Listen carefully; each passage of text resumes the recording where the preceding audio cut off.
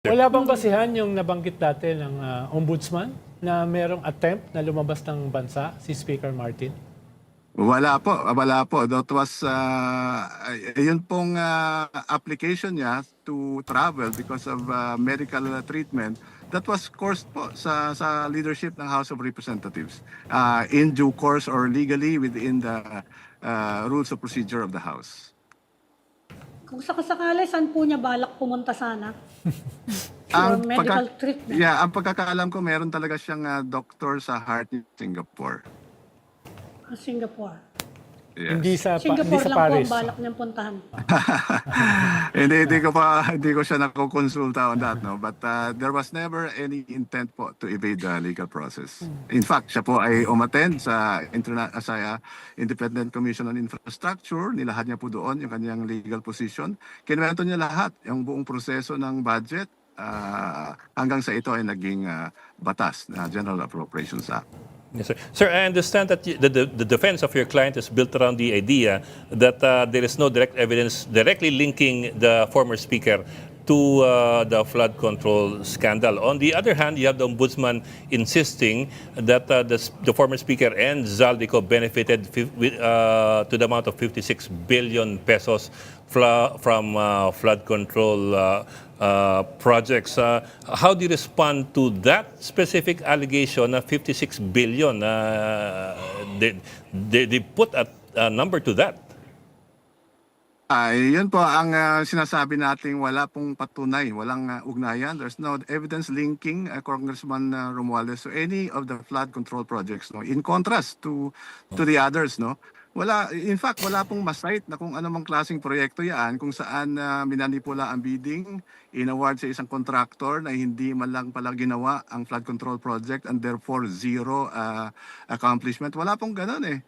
Walang ni isang engineer ng DPWH who claimed or who is claiming na may ganong pinasukang project at inimpluwensahan ni Congressman Romualdez. In fact, wala pong maituturo na kahit anong klaseng insertion sa budget na itinulak allegedly by Congressman Romualdez. So, nagtataka nga po kami bakit para bang the ombudsman is particularly enthusiastic about his case to the point na parang nanggigigil po sila kay Congressman Romualdez na wala nga pong ganun.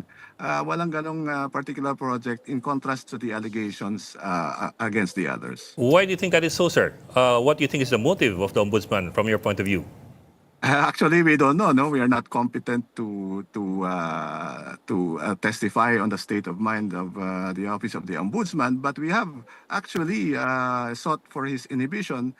Pero because we were required to file a counter affidavit under his direction, then we consider it as having been denied.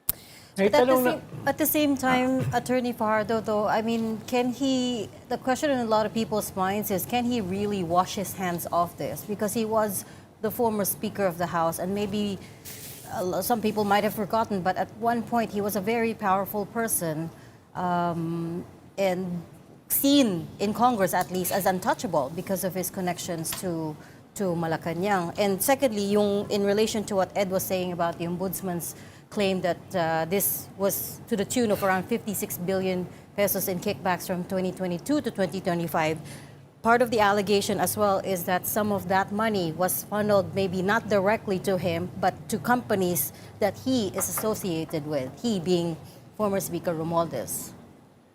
We have addressed that squarely po, no, in our counter affidavit and supplemental counter affidavit before the office of the ombudsman po. Aside from bare allegations po, there's no evidence actually linking him or or linking any investment or showing any investment in those alleged dummy corporations. No, wala pong ganong pinapakita yung special panel of investigators, and we have addressed that, no, specifically and point by point in the counter affidavit. Napakarami lang po kasing allegation na sa aming palagay wala talagang basihan, no? And that is precisely the problem about all these allegations. No? We proceed from the supposition that he had something to do about it merely because of his high-ranking position. No?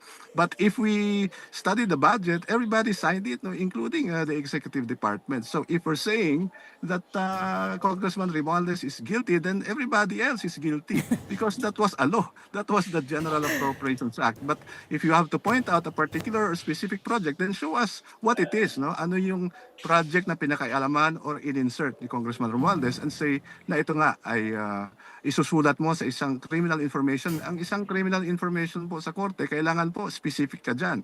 Anong petsa nangyari, saan nangyari, anong role or participation ng akusado. Kung hindi niyo po maisulat iyan, ay hindi po talaga uusad yung kaso. And we have been saying all along because of that great paucity in the evidence that this must be dismissed by the Ombudsman.